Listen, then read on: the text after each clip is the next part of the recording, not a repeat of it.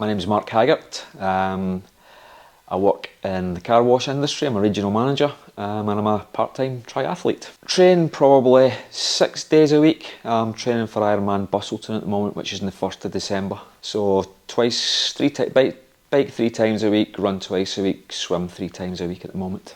So 25 years ago I had a motorbike accident where effectively I hit a lamppost. There was not a mark on my body, but by the way I hit the lamppost, my body went one way, my head went the other, and my left arm was sent shooting up, and I basically broke 2 nerves, one in my shoulder and one actually in my arm. They couldn't work out for the first 8 months why I could still move my fingers and my hand, but I literally couldn't move my arm, it just dangled by my side. So I was sent to see a specialist in Warrington, Mr. Boot. He effectively told me I'd never use my arm again, but as we went through the process, lots and lots of different tests and stuff, they still couldn't get to the bottom of it, so they eventually decided to do an operation where they were going to do 2 nerve grafts with what they thought was wrong with me. Went in for the operation, came out 8 hours later to be told we've not done anything because we've found out that your nerves don't go where everybody else's goes. We've worked out the nerves that are broken, but we're going to leave them for another 3 months to see if, now that we know what it is, if they heal any further, which they didn't. So another 4 months after that, I went back in for the operation I was supposed to have the first time, where they put a nerve straight into the left brachial plexus to allow me to abduct, which worked straight away. And then they took a nerve from my pec to my bicep so that I could actually use my arm. And there was a 40% chance of that working, and he said it would take about 18 months. I was seeing him every 3-4 months in between that time. There was no apparent movement, but I could feel a difference in my arm. At the end of the 18 months he was going to sign me off, and he said, I'm really sorry, it's not worked. And I said, it has. I can feel a difference in my arm. I guarantee if I come back in 3-4 months time I will be able to move my arm. He was quite sceptical, but he said, yeah, okay, fine, won't sign you off, come back and see me in 4 months, which I did, and I could, not very much, but I could actually move my arm. And that was really at that point all he could do for me, so I was signed off, and it was just a case of allowing the nerve to knit together and build, and then just build it up from there.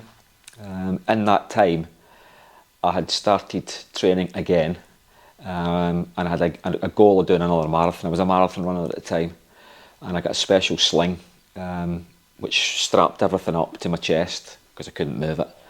Yeah, exactly. And I did my marathon, trained for that, literally started walking and building it up and taking it on from there.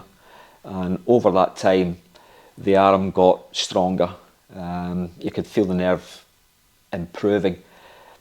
But there's always been pain, there is always pain. It just depends on how I'm feeling and literally what the weather's like. So I can always tell when the weather's changing because there's a change in the barometer, the pressure. So whether it's getting warmer, whether it's getting colder, when that changes, I get a different sensation in my arm.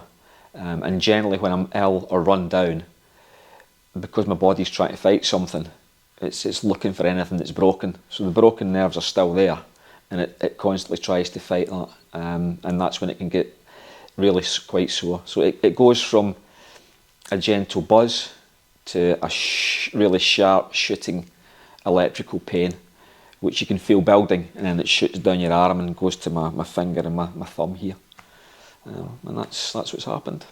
It got progressively better up to a point where it was sort of, when I started running again properly, so I did the marathon bit and then it's eased off a bit, and then I met some friends, believe it or not, over Twitter, and they did triathlon. So I started to look into that. Now, swimming really at that point was a complete no-no because I can't use my arm. But I decided to have a go and see what I could do. So I started that and I thought, well, if I can do the backstroke, then I can maybe have a go at that. I tried to do the front crawl first. There's no chance of doing breaststroke because I can't bring my left arm around like that. I could sort of do front crawl, but trying to get my arm to come out of the water and bring it over, I was basically using my whole body to sort of swing it around and get it out, and I was just getting really, really tired. Backstroke I can do because I can actually get my arm over, but it comes down the side, and I use my lats to pull down with my arm at the side. So that was okay, and then that was my plan from there. And then when I started to do sprint tries, I literally swam on my side with just my right arm. But it was like a sail with my legs, because I was obviously using my legs as well. I then went to somebody at Wigan Try, and they actually showed me how I can do front crawl with one arm. And basically my left arm sits out here, and I do front crawl with my right arm, and obviously kick my legs more than most triathletes do. And that's how I started the swim bit of it. The bike's not really an issue, particularly if I'm on the tri bars, because when I get down I can lock my elbow out, and I just lock my shoulder, and that's how I can manage to do that. And up on the hoods is easy as well, because I just, again, lock my arms straight and off I go. It's really enjoyable, and once I learned to do, I did one half Ironman on my side, and I missed the cut-off, but I only missed it by, I think it was a couple of minutes.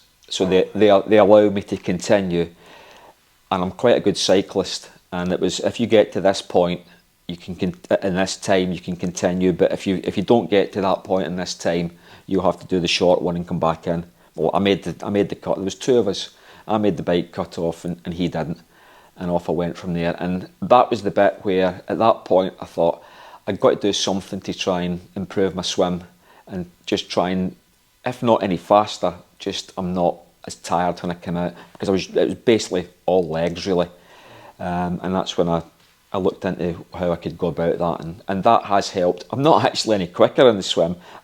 I'm actually marginally slower, but I'm probably 30% fresher when I come out of the water than I was previously, and that makes a huge difference, particularly in Ironman.